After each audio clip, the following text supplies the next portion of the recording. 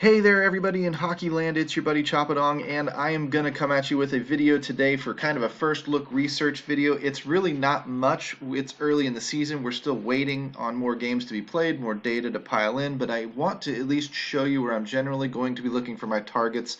For the better part of the early season until our research station has enough games, enough data in it. Doesn't mean our research station is bad. It just means that there's not a lot of data to go on just yet. So I'm overlapping back into the 2019-2020 season. And we're going to see what these numbers pan out. See if we can't find some steady targets. We're looking for goals in hockey all the time. We're looking for assists. We're looking to stack and correlate players. And in a lot of cases, early in the seasons, you're playing more by feel than you are by data as teams have shuffled up, new coaches, new players, new lines, new everything. And what we're trying to do is stick with what we know, target what we know.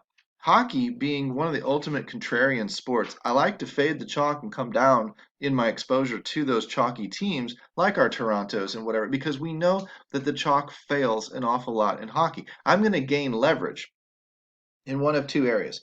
If I do believe that that chalk is under owned, 20, 25%, big slate, I might go 50, 60, 70% on it when it's in truly a good spot. I can gain leverage that way. But most of the time, what I do is I come down in my exposure and cut it to 10% or something like that. So that allows me to take on other teams, other power play units, other situations that are sliding a little bit under the radar and hopefully hit on those and gain a lot of exposure at a little bit lower ownership in tournaments. Okay, so if you're not familiar with hockey and content, all that stuff, you need to subscribe to dfsarmy.com. It's a nonstop, or I guess I should say a one-stop. It's nonstop action, but it's a one-stop shop for everything daily fantasy sports, every sport, every tool. Everything is included in a VIP membership. You click the link in the comments section down below, and you gain access to what it is we're trying to do, which is help you compete with sharks on short time. If you're busy at work and you're trying to come home and slap some lineups together, we want to help you make those competitive by teaching you the fundamentals, teaching you the strategies that the pros are using, and give you the tools that allow you to identify what the pros are using. And like I said, right now, while I'm waiting on the research station to come into form a little bit, I'm jumping out to NHL.com. Super easy, super free. We know about Left Wing Lock. We know about DailyFaceoff.com.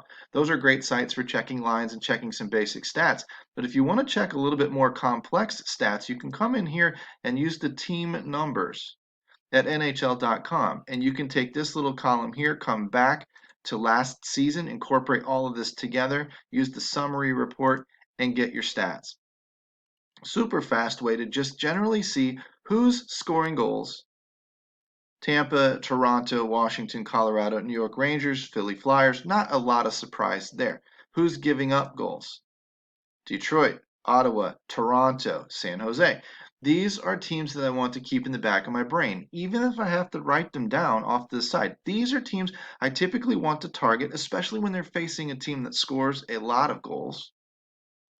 And these are the teams that I want to target for scoring goals, especially when they're facing teams that give up a lot of goals. So automatically tonight we can see Toronto scores a lot of goals and gives up a lot of goals. I don't know if they're on the slate just yet, but in the back of my head, that was why Ottawa was such a good play this week in the past couple of slates. The Washington Capitals, Colorado Avalanche are teams that I like to target as well. The New York Rangers usually fly under the radar a little bit. The Philly Flyers are flying under I was on them facing Pittsburgh both times because of this number.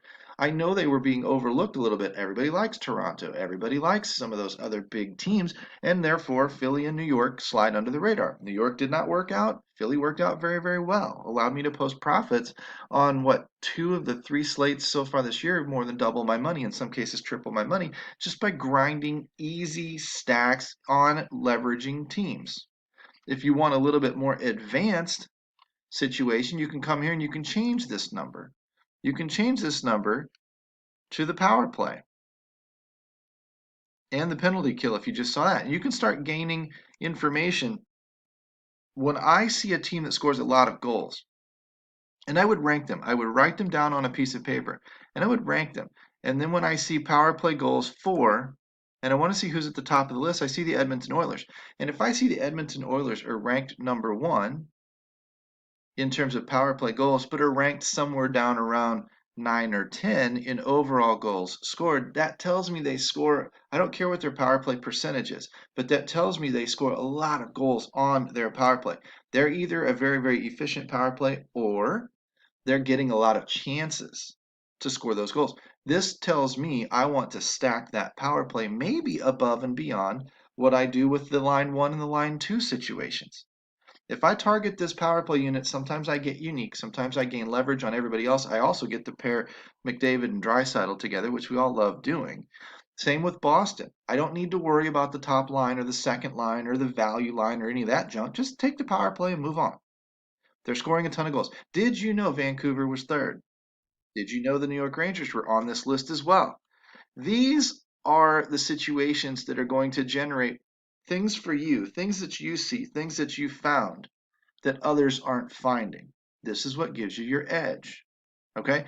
And then I might look at the penalty kill and see who's giving up a lot of goals and see if I don't see a powerful power play going up against a team that's weak on the kill. And that might give me a little bit extra edge. These are the things that I can target, just general ideas with the volatility that is in hockey.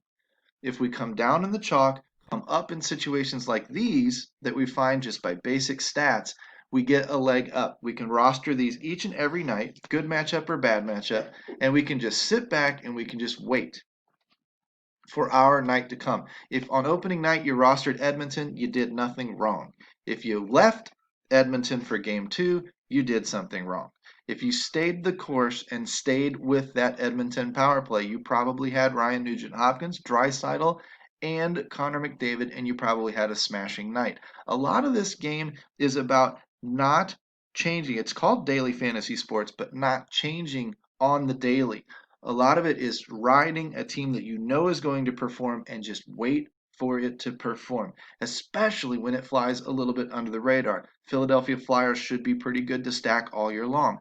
Same with some of these other teams like the New York Rangers if they come back on. Now, some of these divisions may have changed things. The numbers will normalize as we get a larger sample size. But for right now, if you just roster pieces of these teams night in and night out, one of these stacks is likely to go off, and it may go off under the radar.